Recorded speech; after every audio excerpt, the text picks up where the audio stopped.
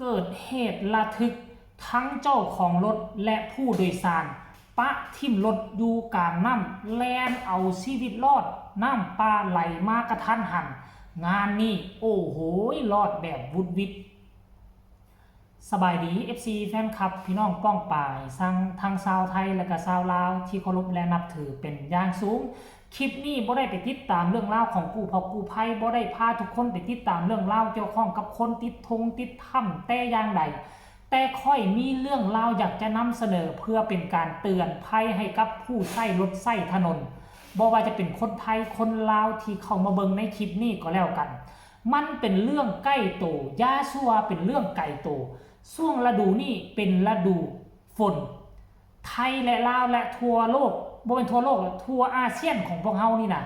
เจอฝนตกหนักอึกระทึกคึกโครมมีโอกาสที่น้ำจะท่วมให้นาตาก้าเฮือนซ่านบ้านซองรถรางพาหนะโอ้ยทรัพย์สินเสียหายกันแตกวุ่นๆโดยเฉพาะคือข่าวอยู่ทั้งจีนนี่เราเป็นตาอีตนเขาเจ้าจีนนี่เจอ2-3 ลูกทั้งดินสไลด์ดินเจือนทั้งน้ำทอกน้ำท่วมมาเวียดนามก็เช่นเดียวกันเนาะแล้วก็อยู่ทั้งประเทศลาวเฮาก็คือกันคำนวณไปเต็มตอนนี้นะ10 กว่าวันน้ำยังบ่ทันลดลงเลยอยู่คำนวณน่ะพวกเจ้าคิดเบิ่งว่าเฮือนซานบ้านซองของเฮานี่น้ำท่วมเป็น10 วันนี่น้ำบ่แห้งพวกเจ้าจะอยู่จังไดจะกินแนวใดพวกเจ้าจะนอนคิดนอนงำฮอดได้จังไดเหตุการณ์นี้อยากให้ทุกคนไปเบิ่งก็คือว่าเนาะเห็นคลิปวิดีโอสั้นๆประมาณ1 นาทีกว่าถูกแชร์กันทั่วโลกโซเชียลเนาะเหตุการณ์นี้เป็นโชเฟอร์ขับรถตู้โดยสารแล่นระหว่างเมืองนาหม้อหาเมืองบุญใต้ในขณะที่ขับรถไปเจอน้ำห้วยน้อยหนึ่งกำลังเกิดน้ำนองนะน้ำปลากำลังไหลหลากน้ำแดงจึงครึ่งฝนตกผ่านไปอยู่ในพื้นน้ำพวกเฮาก็เลยในโซเฟอร์รถกับบ่แนมเห็นเลยว่ามันเกิดขี้ตมเกิดตะกอนขึ้นสูงก็คิดว่ารถจะผ่านไปได้เบิ่งระดับน้ำแต่ปรากฏว่าขี่รถลุยเข้าไปรถเลยไปติดแงะอยู่ขี้ตมติดแงะอยู่กองขี้ทรายไปบ่ได้น้ำกระซัดมาเป็นหัวลุ่มท่วมล้อรถเป็นรถตู้น่าจะเป็นรถไฮเอ็กรถตู้โตโยต้าเนาะในเมื่อรถกับข้าไปบ่ได้แป๊บเดียวจักดับเลยเห็นอะไรเปิดฝาท้ายออกคันที่ล่ะทั้งโซเฟอร์ทั้งผู้โดยสารหนีอึกกระทึกคือโค้งทันประสงค์ผู้ใดสิปีนออกทางใดก็มีผู้ใดทันออกทางด้านหน้าก็ออกด้านหน้าออกด้านข้างได้ก็ออกด้านข้างผู้ใดออกบ่ทันก็ปีนออกทางประตูหลังทันประสงค์ทั้งยิงทั้งซ้ายพากันกระโดดโลดเต้นออกมาน้ำปลากับกำลังสัตว์มารวมปาดโถเนาะเหตุการณ์นี้อ่านซ้ำเกิดขึ้นที่นี่ก็น้ำห้วยมากระทันหันรถตู้ข้าไปต่อบ่ได้ว่าซั่นเด้จักดับเส้นทางนาหม้อหาบุญใต้แถวบ้านล่องนาย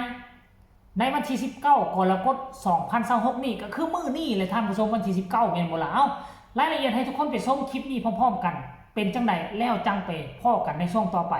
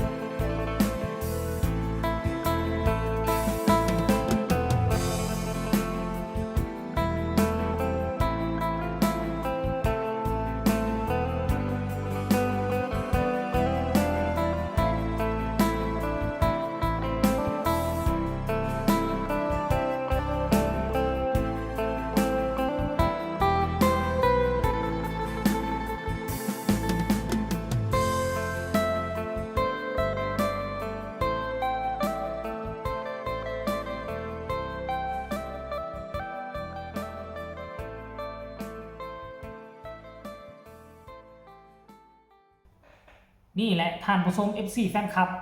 ละดูฝนยาสูสลาใจยาสู้ไปเบิ่งด้วยสายตาเฮาบ่ฮู้ว่าอยู่ในพื้นน้ำหั่นมันจะพัดพาอีหยังเข้ามาอยู่หั่นแม่นอยู่ว่าเส้นทางนี้เป็นเส้นทางที่เคยเที่ยวแต่ว่าช่วงนี้เป็นช่วงฤดูฝนเห็นน้ำเปลี่ยนสีควรจะลงและเดินสำรวจย่างสำรวจเบิ่งสะก่อนประเมินคักแน่ก่อนอันนี้บ่ยอมลงจากรถหรือบ่อันนี้ก็บ่แน่ใจและก็ที่สำคัญมันก็พัดเอาตะกอนพัดเอาขี้ทรายเข้ามาเต็มและน้ำมันแดงอยู่มันบ่สามารถแนมเห็นพื้นน้ำได้ก็คิดว่าสิไปได้สั่นละตัวขี่ตวดเข้าไปวิทย์จากตาฟังไปแป๊บเดียวนะวิทย์จากตาฟังไปประมาณแมตร2 เมตรนี่แหละยังบ่ทันไปค่าอยู่เครื่องกลางเนี่ยคันไปค่าอยู่เครื่องกลางน้ำท่วมสูงกว่านี่อันนี้เบิ่งแล้วก็น้ำก็น่าจะท่วมตีนรถอยู่เลยตีนรถนะไฮเอ็กนี่นะรถโตโยต้าเนี่ยมันสิต่ำรถตู้น่ะต่ำเลยน้ำนี่สิประมาณท่วมถ้าไปเครื่องกลางนี่ก็สิท่วมกกขานี่แหละบ่ฮอดแอลท่วมกกขาแต่ว่ารถยี่ห้อนี่มันต่ำอ่ะท่วมกกขานี่บ่ต้องซื้อคันว่าเฮานั่งอยู่ทางด้านในนี่ก็ท่วมฮอดเบาะนั่งพุ่นแล้วท่วมฮอดเบาะนั่งซุมเจ้าเอ้ยแต่ก็บ่แน่ใจว่าไปคาอยู่นี่ติดแงะอยู่นี่แล้วจักดับแล้วคันว่าฝนยังตกอยู่น้ำมันสิมาเป็นหัวมันสิสูงขึ้นไหนคันว่าโชคให้น่ะก็ขอให้กับเจ้าโชคดีซะเหตุการณ์จะเป็นแนวใดต่อไปบ่มีผู้ใดฮู้ท่านผู้ชมว่าฝนจะเซาตกน้ำจะแห้งบ่แต่ซาที่ค่อยเคยอยู่บ้านนอกที่ผ่านมาน่ะคันท่าน้ำมันได้มาแล้วมันจะมาเป็นหัวลุ่มแต่ว่าตามที่ค่อยเบิ่งนี่น่ะน้ำนี่น่าจะกำลังแห้งบ่หรือว่ากำลังมาตามที่ค่อยเบิ่งเพราะอิงตามทรายที่อยู่ท้ายรถหั่นมันเป็นดินทรายโพแล้วนั่นหมายความว่าจังได๋น้ำแห้งลงแล้วน้ำอาจจะแห้งลงแล้วจึงเห็นดินทรายโพขึ้นมาแล้วนี่นะท่านผู้ชมเอ่ยเอาเหตุการณ์จะเป็นไปแนวใดต่อไปก็ให้ทุกคนกดไลค์กดแชร์เอาช่องนี้เอาไว้ขอผู้ละ1 ไลค์ 1 แชร์เตือนภัยกันเดินทางช่วงฤดูฝนเด้อเนาะผู้ใดกด1 ไลค์ 1 แชร์ที่สำคัญกดติดตามเอาไว้เดี๋ยวค่อยสิไปติดตามต่อว่าเหตุการณ์รถคันนี้มันเป็นแนวใดต่อไปรอดปลอดภัยบ่สามารถเคลื่อนย้ายรถออกจากนี่ได้บ่หรือว่าแนวใดก็เอาไว้ในคลิปหน้าผู้ใดเห็นแล้วเจ้ารู้สึกแนวใดมีคำตำหนิติชมคำคิดคำเห็นแนวใดส่งข่าวมาได้ทางใต้คอมเมนต์สำหรับคลิปนี้ลาทานผู้ชมไปเพียงซ้ำนี้ก่อนเด้อทุกคนสบายดี